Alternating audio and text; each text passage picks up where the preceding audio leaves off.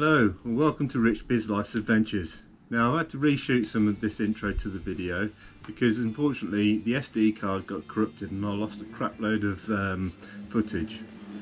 So anyway, I've recovered what I can, and Debbie and myself, we're going to, excuse the noise of motorbikes, Debbie and myself, we're going to crack on. We're doing the bulkhead cupboard front and doing the cladding for the ceiling.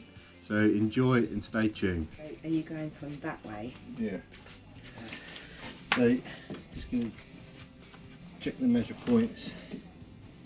Make sure I get it the same place. Are we ready? Yeah, we go again.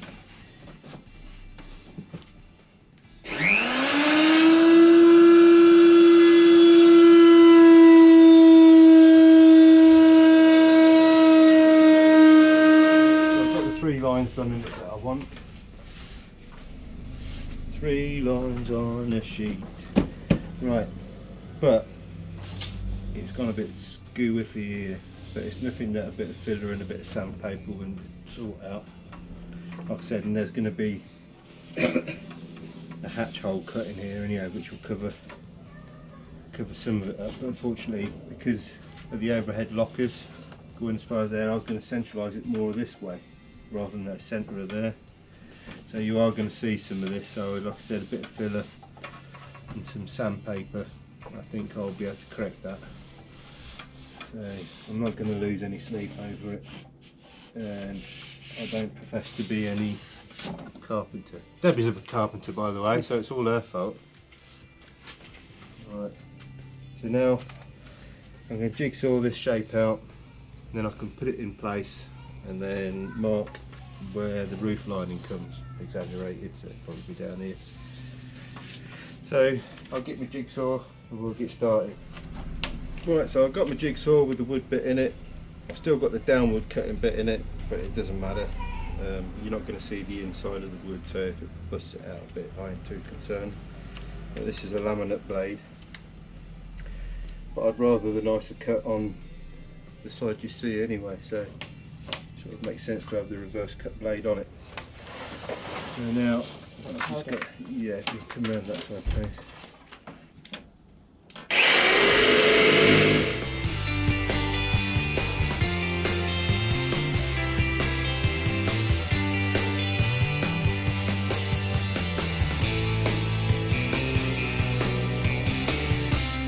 Well, I don't know if you can see it in that bright light, but you can see where I've scribed around.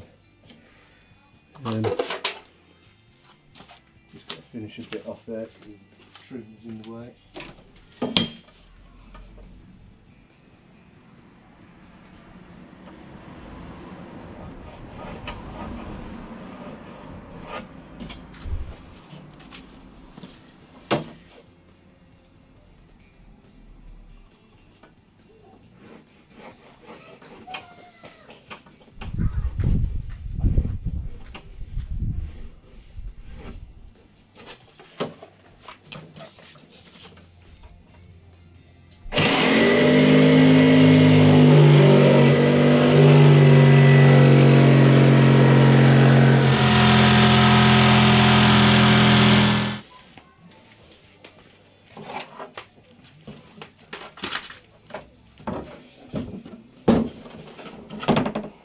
Right, I'm going to sand it a bit before I try it back in there because it was a bit too tight.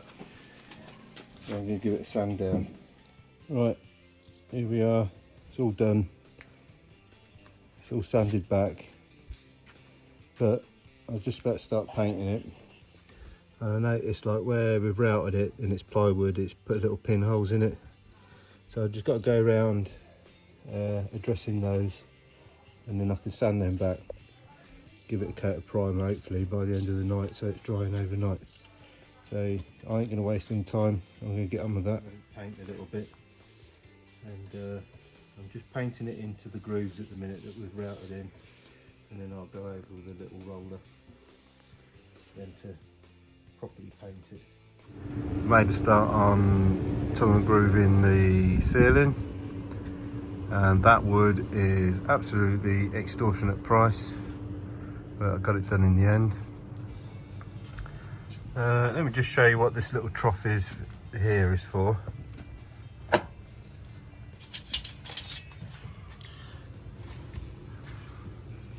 So, looking back towards the back, I've created this trough here in the middle here. I've bought some of this aluminium extrusion. It's for LED lights and so on.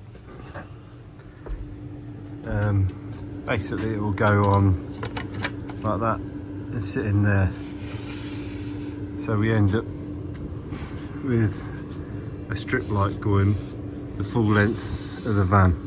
I've got enough to do 2 strips, so there'll be a strip there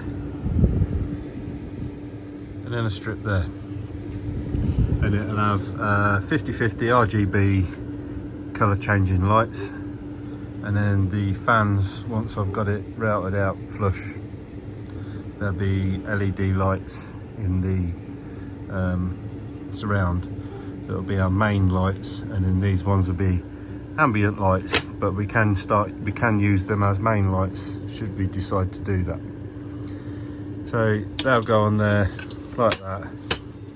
Then there'll be the LED lights in the middle of the aluminium extrusion with a opaque white cover, and what that'll do is it will give a more of a constant light rather than a dot dot dot for the LEDs. It'll make it more of like a neon effect, and they run the full length of the van. And then, like I said, there's one the other side also. I did film this, but my GoPro got corrupted and a lot of the footage was lost, unfortunately. Well, not the GoPro, but the SD card got corrupted. Same with videoing doing this. I'm very disappointed that I've lost the footage. I can only apologise that I haven't managed to get it all for you, but I'm not ripping it all down again just to be able to show you. Unfortunately, it's one of them stages where I'm just going to have to show you the before and after. But it's going to look quite good. We was tempted just to stain the roof, but what we're going to use is thin down eggshell paint like we have done around this bit. That's routed out paneling to make it look like tongue and groove. I've still got to put a door on there. Now, I did make a bit of a balls up. I put an equal distance between this bit and the top, forgetting that it goes up into the roof insulation by 70mm.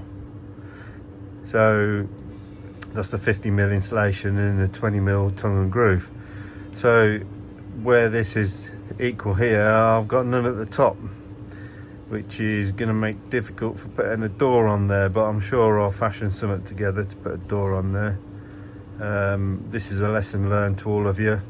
Make sure you take all equations into mind when you're manufacturing things like this. I should have equated the 70mm that goes up into the roof, then equaled it out from the 70mm mark. But yeah, I've managed to get the plastic bit out, and it's all following that. I'm going to try and take this off again and carpet it so it's grey. I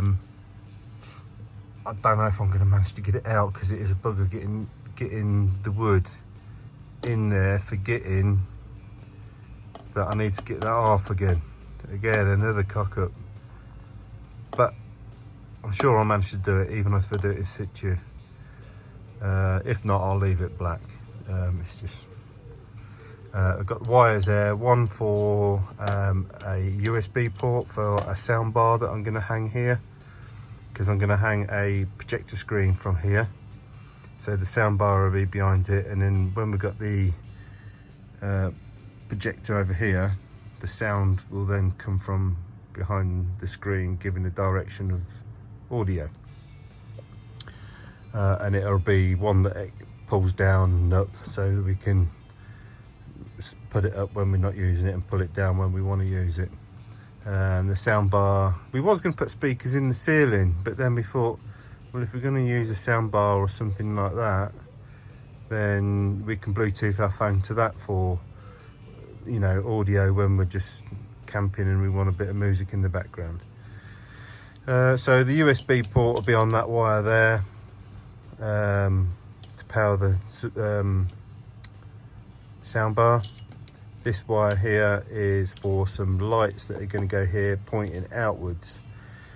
I was going to put the lights on the outside of the van for pointing outwards, but when we're in a campground we want some lighting. I couldn't find a suitable point to put the lights without them looking ugly. I was going to mount them on the uni strut where the solar panels are, but you get monstrous lights just pointing out, and I didn't want that. I want them to look factory. So lights will be on here. I will show you at some point in the future. I've got two lights, like LED strip lights that are angled, and when you got the door open they'll point out. Yes, we've got to have the door open, but 9 times out of 10 you'd have the door open for the audio of the music and all that. So that means that we can camp outside and have a beer and a drink, bit of music playing, and we can have the lights on. And I've got them wired into a switch down by, it'll be coming out of the kitchen side, that we can switch the, what I'm calling them, the awning lights. They'll come from there. So I'll show you again when it's all painted. I'm just in the process, oh, I'm falling over everything. Just in the process of filling all the screw holes and so on. As you can see, then the mammoth task of sanding. I've got an air DA that I'm just going to whip over everything, a thin down primer, and then a thin down eggshell, which will give the same eggshell finish as that. It's quite good. It gives a nice soft white that you can wipe down should you get any dirty marks or anything on it. Right, I'm going to try and pick up as much of this roofing as I can after losing all the footage on my corrupted SD card. I've run various programs to try and get it back. Swiss Army knife, several other programs, and it's just gone. I have given it to my buddy who's a computer whiz, and he's going to have a go see if he can pull this footage back, but I've pretty much wrote it off. So what I've got now is I've got this Colron knotting solution, and I'm going to go over some of the knots just to stop them from staining back through the paint. So I'm going to go around, dob in some of this. You get a little brush, give the thing a good old shake up, get all the sediment from the bottom so it's a proper mixed thing. Okay, let's get started. I'm going to do a plank at a time, just so I know where I've got to, rather than zigzagging back and forth, because knowing me, I'm going to end up missing a knot out. So I'm going to do a plank at a time. So if I go out of shot, I apologise.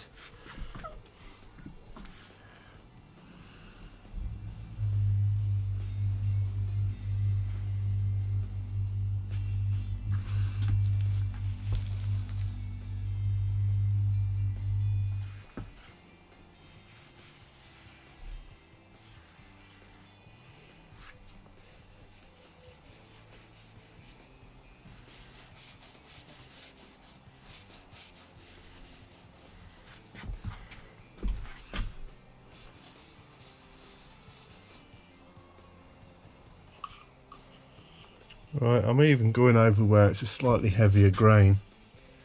Like I said, I'd rather go overkill than underkill. Don't get me wrong, I'm not lathering it up. And I've changed it to one of these windscreen daubers.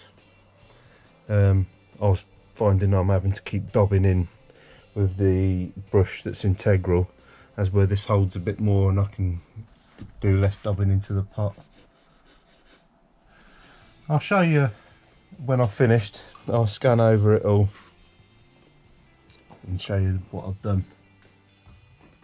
Right, here we go. I've put a dab on all the main knots, and I've also been over anywhere where the graining is a little bit dark in my opinion. So it looks like it's all dotted everywhere, but some of it's overkill.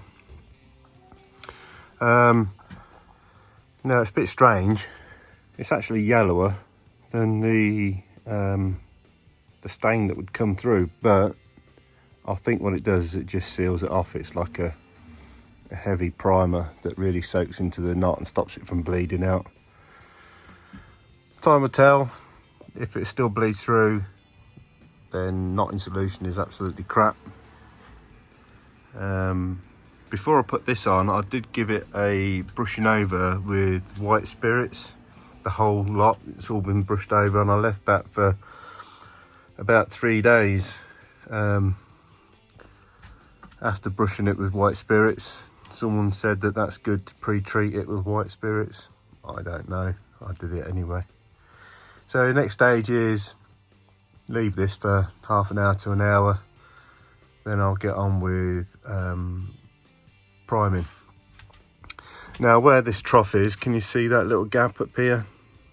I've bought some caulking as well, and I'm gonna do a really small cut on my nozzle and just fill that gap. You ain't gonna see it because the aluminium lighting trough is gonna go on there, but I would just rather have it so that it's a seal. I mean, these are not airtight seal, but it's more of a seal than what that is, if you get my drift. So I'm just gonna whip down there with some caulking. And like I said, you ain't gonna see it. So I'll catch you in a bit when I start priming. Okay, so I've thinned down some primer, and it's the correct primer for the paint I've got. And I'm going to brush it on at first into the crevices of the tongue groove. And I've got a small little, what I call Tampax roller. I'm going to go over the whole lot. So, like I said, it's quite thin down, so I want to get it to go in all the nooks and crannies. So it's just going to be a thin down coat first, and I'll give it a light sand off, and then go over the whole lot with a slightly thicker one on the second coat. So this thin down coat won't take any time at all to dry. It'll soak into the wood quite easily, quite quickly, and it will just give the second coat something a bit better to key to and lock to. I've masked off anywhere I don't want it to go, and sheeted over like the double seat I've got for sale and stuff like that. Because it's so thin, I'm not particularly worried about brush strokes and things like that. Like I said, it will give a very light sanding over with some 500 grit, just to smooth out any imperfections in the paint brush marks and any fluffing up it might do. So just do this bit, and then I'll catch you when I'm finished. Right, as you can see, it's a very, very thin wash. It's almost a white wash, so you can still see the grain through it, but I've done that on purpose to try and get into all the nooks and crannies and really soak into the wood. I'm still going to roll her over the whole of the plank, so the whole thing is covered with a very thin wash. Then I'll give it a light scuff down with some 500 grit paper, and then I'll go over with some normal thickness of primer again. Then when that's dry, I'll quickly go over that with some maybe 320 grit paper, and just take all the fluff off of it, and then it'll be ready for a couple of coats of top coat. So I'll just show you a close-up on that. As you can see, it soaked right into all the grooves, and my plan was originally to paint them individually before I put them up and then go over the screw holes, but tongue and groove, because the van curves in 2 or 3 directions, it is so difficult to put on that I didn't want the thickness of the paint then to make it even more difficult. So that's what I did. So now I'm going to go over with a very thin whitewash over the whole thing with a roller, and then I'll give that a few hours to dry off and then just flat it back. There you go. So I've done a whitewash over the entire roof. I mean, it barely looks like I've put any paint on it at all, but like I said, it is very thin down. What that'll do is it'll soak into the wood and it'll give it a good anchor point, like a pre-primer if you like. Trying to paint and it's absolutely piddling down outside, thunderstorms and everything. We've had hailstones a lot. So hopefully it will turn out all right. Okay, so I've done the first coat of top coat. It's come out absolutely amazing. Still some wet patches. Obviously there where I started first, it's drying out. Lovely soft eggshell finish. Not quite shiny, not quite matte. And over here is where I've just literally finished, so it's still very wet and shiny. And then you can see my trough for the LED lights, and the other one there. Now the only downfall is it is going to go through my bathroom. Now I am going to put another light in the bathroom, because I haven't got all the shower tray and so on. I just thought, oh well, we'll have ambient light in the bathroom as well going through the roof. It's not going to be all and end all. It just means we've got a continuation of RGB lights. So what this side does and that side does of the bathroom, it would be the same. It just give a nice continuation for it. Whether it goes through the bathroom or not, it doesn't really bother me. Like I said, just means we have ambient lights in the bathroom too. But I think you all agree. Looks nice. Looks very bright, although it is nearly 8 o'clock at night and we've just had a storm. It looks very dark in here, but we've got no lights in here whatsoever. I've got my batteries through now. I've gone for AGM at the moment. AGM 130 amp hour. And then some point in the future we will swap them out for lithium, but that's just something we can do at a later date. I've ordered my Victron Multiplus 12 1670 amp hour, so that'll take care of all the mains charging and everything like that, and our inverter. We've got a DC to DC charger. I can't remember what amperage we got now, or got that a few weeks back. Just ordered up my calorifier for my hot water. We're going away to Shell Island in a few weeks. We're 4 weeks away, I think. Got a lot of work to do, but as long as we've got a bed and we've got a porta potty, I don't really care, as long as we've got some form of lighting in here. So we'll get some sort of 12 volt feed hooked up.